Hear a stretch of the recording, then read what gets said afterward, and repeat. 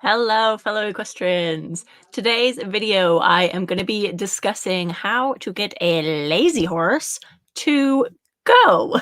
And this is a topic that I have brought up before in previous videos, but I haven't really addressed it like just this on its own. So that's why I've had a few people asking me for this topic. And so that's why we're gonna dive in today. So let me just go ahead and leave that here for people who are just tuning in.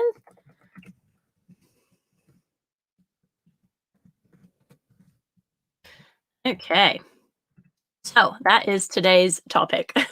Lazy horses, how to get them to be like little rocket ships. And this is a fun topic. Personally, I have always been one of those kind of riders, and you might hear of riders, or you might be yourself one of these riders. I've always been one of those riders that kind of chases a horse. Like, I am a very energetic person. I'm naturally like, I'm from California. I got things to do, places to go, people to see, So I'm naturally very energetic. I'm naturally very awake.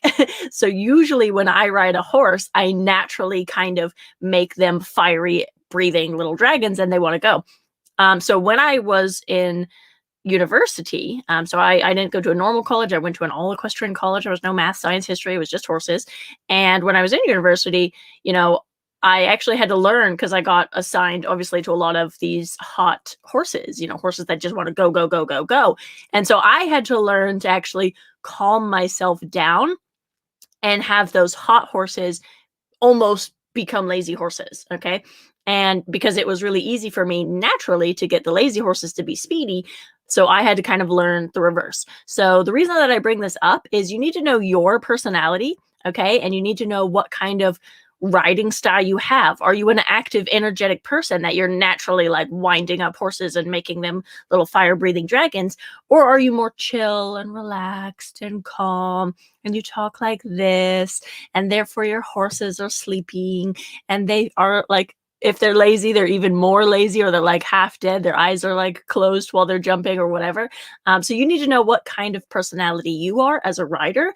And then that way, this conversation is going to be a whole lot easier for you because you'll be able to think about it from that, like, okay, I am a little bit more of a chilled rider, so I need to do the opposite and be more energetic, be more lively, be more active, and then therefore that will also help. Okay, so it's kind of a two-part answer. What I'm going to be diving into. One part, obviously, it's always the rider.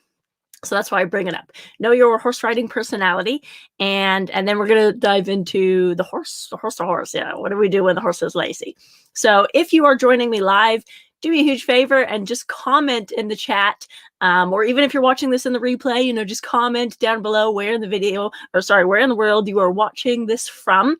We have people from all over the world signing in and commenting, and I always get excited to see where you guys are. So I'm in Germany at the moment. I know it's a little bit dark in this little room, but this is the first time in weeks that the sun has actually been out. So I'm super excited, and my horses love it. So I have one kind of hot-blooded Arabian, and then I have one thoroughbred. It's actually my husband's horse, and she's not lazy, but she's definitely not in a hurry. Okay, unless we're like actually racing or in a hurry, but she's usually not necessarily in a hurry to do anything. So that is my husband's horse, and my husband is naturally a very calming personality, very calming rider, very opposite of me. So he got matched with, Q, who's a little bit more calm, just like him. And then me, my mare Lily, she is a very like hyper energetic, very Californian, very Californian girl. And so she's kind of like my spirit animal manifested. And we do tend, it's kind of like when people say that their dogs look like their owners, we do tend to kind of end up with horses that are similar in vibe with us. So usually, if you're dealing with a lazy horse, maybe it's because you're a beginner rider, or you have a little bit more of a calm personality. You're a little bit like scared of those fire breathing dragon horses. Of course, it's not always the case. Like I said, I had to learn how to ride speedy horses to learn how to be more calm. I had to ride lazy horses to learn how to speed them up. So, it's not always the case, but if you are riding a lazy horse, it might be because your personality also is very chill and mellow and calm. Okay. So what do we do if we have a lazy horse? This is an interesting topic. And of course, there's a whole lot of directions I could go with this, but the biggest thing that I want to talk about is why is your horse lazy? Okay. Because in the field, I bet you your horse will run around. Okay. I bet you your horse could go from stop to canter, like this if it sees food coming. So, when is your horse lazy, or why is your horse lazy? That's the first kind of step. Is your horse lazy when it jumps? Is your horse lazy in dressage? Is your horse lazy, in the arena, but out on the trail, it's a little bit more, hyper. So where is your horse lazy? And then from there, we can kind of start to figure out why is your horse lazy. Now, in my experience, a lot of lazy horses are actually really intelligent. Usually they're like smarter than the people riding them. Okay. I'm sorry. Like, I don't want to offend anyone, but that's probably the case. Like, they're very smart. They know how to get the best of us. They know how to put in like just enough effort so that they can kind of get away with not doing any more. So for example, our mare Q, she's a big 16 hand thoroughbred. When we trotted her over trot poles the other day, my husband, she just steps like just high enough that her feet don't, knock the poles around, but she doesn't put any extra effort. Whereas my mare Lily, you put her over trot poles, her legs are like, me, me, me, me, like a mile away from the poles. Okay. So that's kind of the difference between the lazy, super intelligent. Of course, my other mare is super intelligent, but she's a show off. She wants to show you guys how pretty her legs are. Whereas Q, she's a little bit more smart, and she's kind of like, how many calories am I going to burn by lifting up my legs? Like, I'm just going to step over it. Okay. So that's kind of Q. So when we're dealing with a lazy horse, when are they lazy and why are they lazy? Is it because they're putting in like the minimal effort that they can to get away with? If so, then that means that you have kind of trained them or allowed them to get away with bare minimum. Okay, so that's part of your standards. Now, when we're training a green horse or a young horse, just the fact that they go over the trot poles, I'm like making a big like drama, like, oh my God, you're amazing, and start scratching them. Okay. It's super important when they're green horses. Like, even if they hit every other pole with their legs, you're still just praising them for the fact that they've gone over the poles. Whereas later on in their career, once they know how to go over the poles, or if you're dealing with an older, more experienced horse, it's no longer about praising them just for going over the poles. It's now about praising them when the quality of the trot over the poles is what you want it to be. So if you make them go around the poles, I don't know, 5 times, and the third time they like lift their feet and they, do something or whatever like they're not normally doing, then you have to praise them for that. Okay. Especially the lazier horse, because they love praise, whether it's food or whether it's your voice, whether it's scratches. Like, lazy horses, because they're so smart, they love praise. Okay. They love it. Even if they don't act like it, even if they don't seem like a show off, they love it. Okay.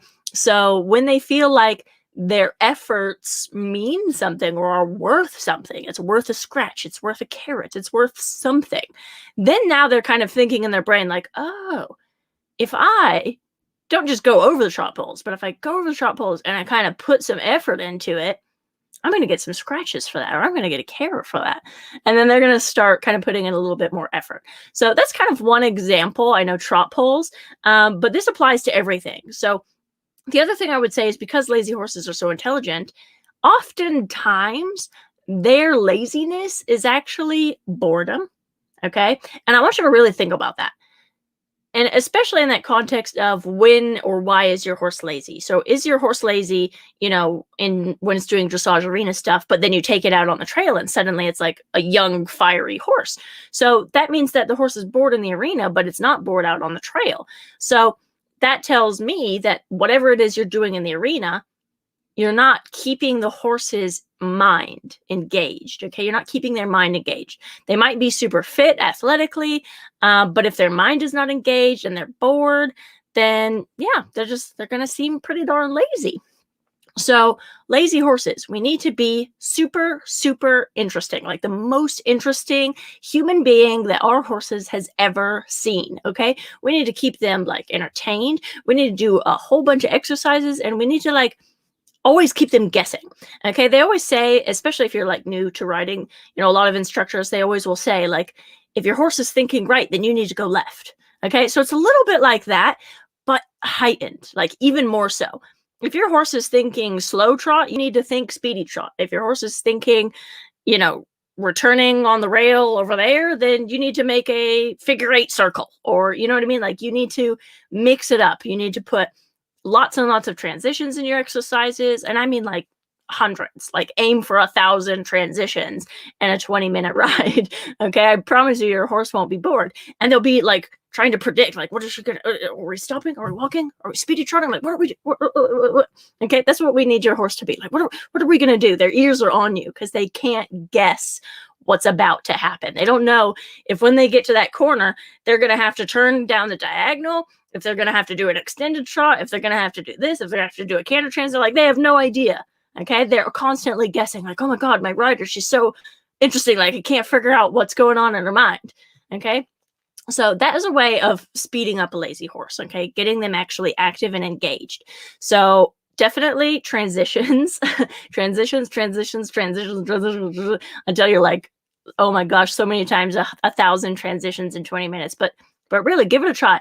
And this doesn't require you wearing spurs. This doesn't require you carrying a whip. It's really and truly, it's just about getting you as your rider, what I said in the beginning of this video, active. Okay. Getting you active. We're working with a lazy horse. So we need to be energetic. Like, we need to bring the energy. We need to bring the fire. Okay. We can't just sit on our horse lazy and like, oh, I'm just not feeling it today. And how are you today? Yeah, I'm okay. And then expect your horse to bring their 100%. You can't bring your 10% and expect your horse to cover the other 90% for you. That's not how it works. It's a partnership. Okay. If you want your horse to give 100%, you need to give 100%. Like, really, you need to be energetic and there, like, with it. Like, I'm going to do 100 trot transitions and walk transitions, and I'm going to do this and I'm going to do that. So you need to bring your A game. Okay. And I would say a lot of riders, like, they'll kind of show up to the stables and then they're not really prepared for their ride. Even if it's out on the trail or whatever it is that they want to do with their horse, they just have no planning. Okay. And that's one of the biggest mistakes that you can do, especially if you have a lazy horse, is to just show up to the stables completely unprepared, because your horse is going to know, again, like, why are they going to bring their 100% if you're only bringing 10%? So if you're not prepared and if you haven't planned, then they're just going to kind of get by. They're going to do with doing the 10% because you're doing the 10%. Okay. They're not going to give you more. There's a famous quote. It's from a Greek, I don't know, an ancient Greek poet. I don't remember his name, but he says, we don't rise to the level of our expectations. We actually fall to the level of our training. So if you are constantly in your training, not planning your lessons, not planning your rides, and not doing a bunch of transition, not doing a bunch of interesting activities, not being the most interesting person in the universe to your horse, then that is your default setting that you are always going to fall to no matter what. Okay, because we don't rise to our expectations, we fall to the level of our training. So this is about developing habits for you.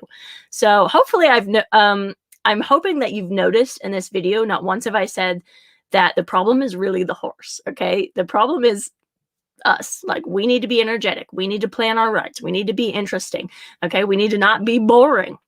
We need to mix it up. We need to do things to keep our mind, like our horse's mind, engaged, and we need to bring our 100% to our rides, to our horses. So hopefully you have found this video helpful. I know some of you are probably like churning this over in your brain, like, oh man, you're right. I totally did that. Like, in one riding lesson of an hour, I probably did 4 transitions. If that's you, then the problem is not that your horse is lazy. Okay. The problem is that your horse is very smart and that you're very boring. Okay. That's what the real problem is. So I'm just going to change the topic. Let's wait for it.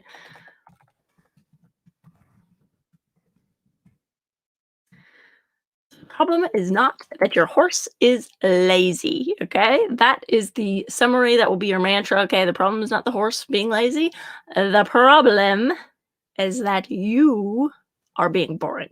Okay. So hopefully you found this video helpful, and do me a favor, hit that subscribe button if you're watching this on YouTube, or if you're in our Facebook page, go ahead and hit that like button. And we have a whole bunch of other videos just like this on our YouTube channel. So head on over and check it out if you haven't already, and hit that subscribe button. Okay. It really helps. And then that way you don't miss any of these videos. I do these kind of videos every single week. Do them every single week. So, you're not going to want to miss them. And thank you so much for watching, and happy trails.